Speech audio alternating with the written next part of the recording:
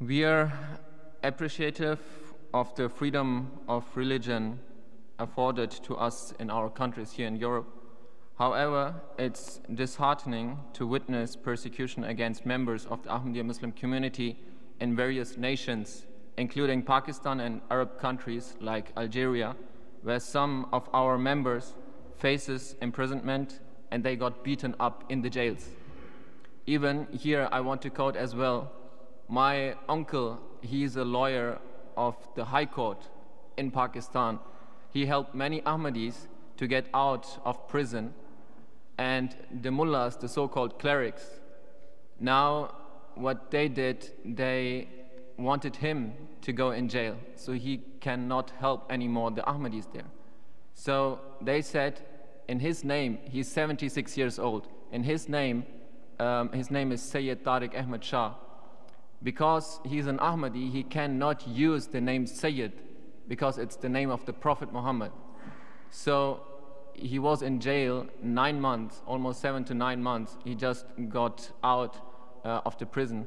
But our family wanted him to be in prison because it was safer for him to be in prison instead of being outside. So could you kindly provide more information about the specific actions your organization is undertaking in response to these issues, Mr. Salah and Mr. Bayya? Thank you for your question, actually, about the first question.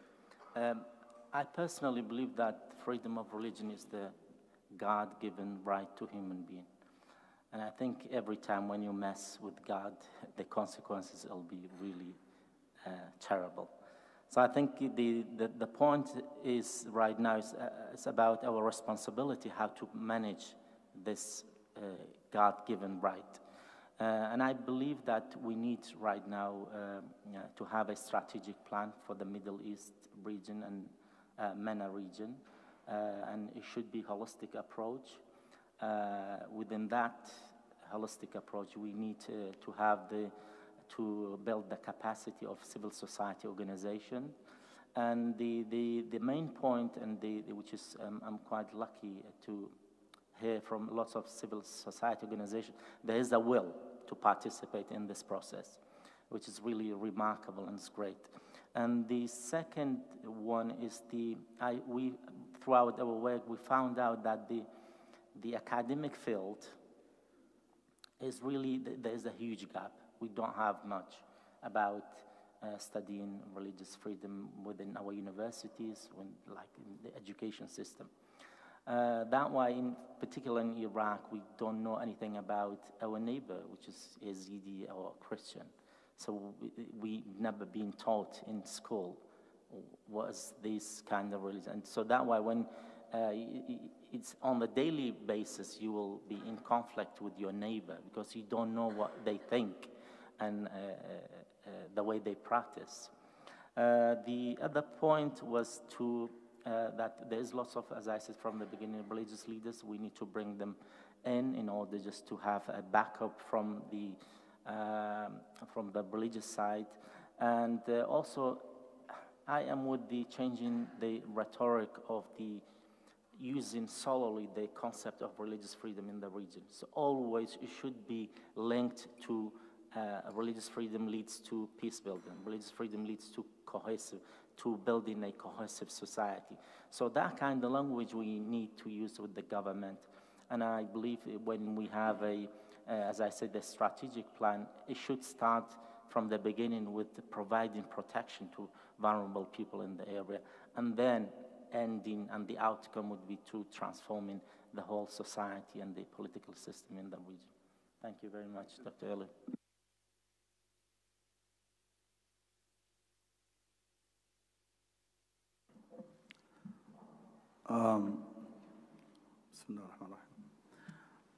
I think a Marrakesh Declaration included everybody, and we did not go sectarism or anything. We brought everybody. Ahmadiyyas, they attend Marrakesh Declaration. We welcome them there. And if it's in others, they don't want them to be there. But we said no, everybody included. Freedom of religion, including everybody. The space is including everybody. But this does not mean, when I say it to you, to make you understand, I'm doing it not because I'm pleasing anyone, because I'm practicing what I believe in. But sometimes you don't need to keep highlighting what we disagree with it to bother the tranquility of the society and your friends and neighbors. You need to share with them what you agree for. As a family, a husband and wife, if they're gonna just keep talking about what they disagree for, they're never gonna see in that house anything can make them to stay as a family. But if they see the positive side of the coexistence and respect the others, and don't be highlighting the problems all the time, and try to work on those problems in a good way that is sorted out. A dialogue. There is something in France. France is a place we established Jean-Jacques Rousseau, Montesquieu, all these laws, human rights. But they have something called public order. There is something called public order. There is a few laws in France cannot be practiced because of public order. Public order is something shake the tranquility of the society. And completely we understand that from some groups in the West, when they feel uncomfortable with certain ways or certain present of other religion. But we try to address it through law, constitution, human rights. Human rights. So we should be, every group, and I'm calling here, for all those they have any disagreement inside their own umbrella or under their own religion umbrella, they're more than welcome to send us any project that could open a dialogue in this issue directly and with in a glass room, nothing to be hidden. But I will go back again. Our problem in Muslim world is extremism. Extremism. We have extremism. We have a people, they interpret the religion wrong. They have Islamic movement that wherever they come to any place, they want to practice Sharia. When Sharia are calling them to practice the constitution of that country. And if there is something in that constitution they disagree with, they should share it with their own senators, with their own congressman, with their own House of Lords representative. They should understand how to talk, how to dialogue. We need to teach them the tools of civilization. This is a long journey.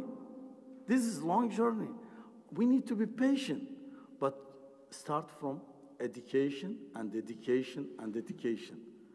And next month, in January, I think, in January 9 and 10 and 11, I'm gathering around 60 ministers of education in Africa, or 50 actually, in Nouakchott, Mauritania, for one of the biggest conferences for education.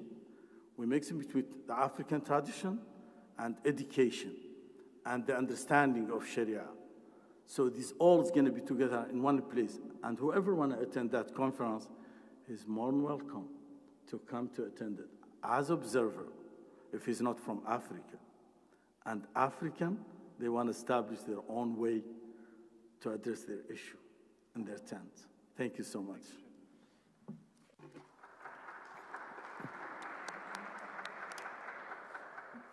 Very quickly, just 2 words to answer concerning Ahmadiyya. Also, of course, we do mention in Bihurriya, you will see that.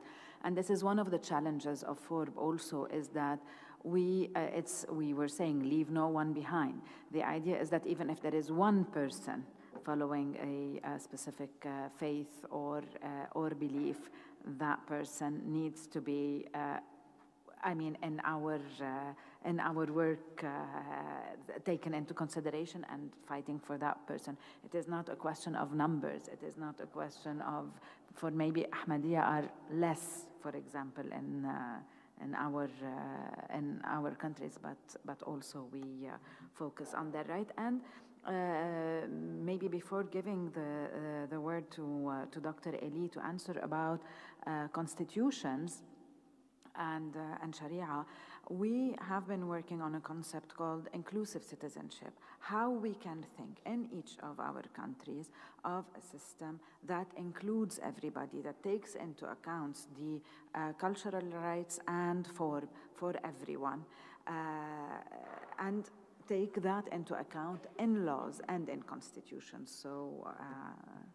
giving the word. Thank you, Dr.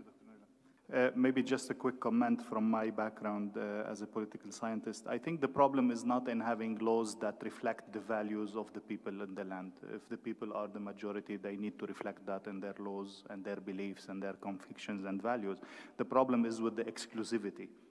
Whenever you have exclusive laws that don't take the minorities into consideration, and then the other counter product that we offer to that is to work, as Dr. Naila said, on what we call common shared public life values. So yes, religion teaches us about how we deal personally, but also religion reflects on how we deal in society and we deal with others.